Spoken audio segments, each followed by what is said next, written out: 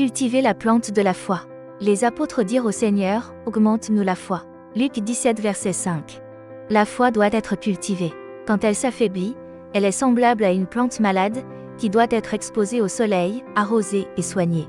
Le Seigneur désire que ceux qui ont la lumière l'apprécient et marchent à ses rayons. Dieu nous a doués de facultés intellectuelles qui nous permettent de discerner les relations de cause à effet.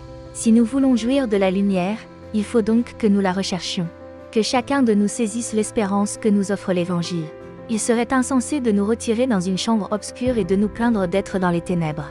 Si nous désirons la lumière, montons dans une chambre haute et recherchons la présence de Dieu. Journellement, nous devons croître dans la foi afin d'atteindre la stature parfaite du Christ.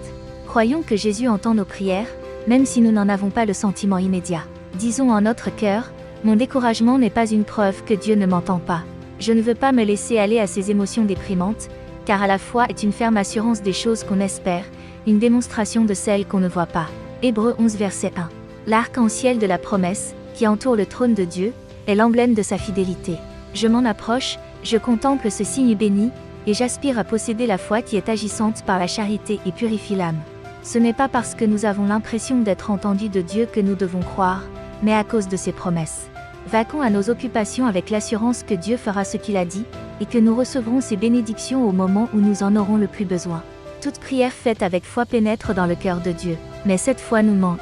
Ayons conscience que notre Père Céleste est plus disposé à nous aider que ne le sont des parents envers leurs enfants. Pourquoi ne pas avoir confiance en lui? Lui, qui n'a point épargné son propre Fils, mais qui l'a livré pour nous tous, comment ne nous donnera-t-il pas aussi toutes choses avec lui? Romains 8 verset 32.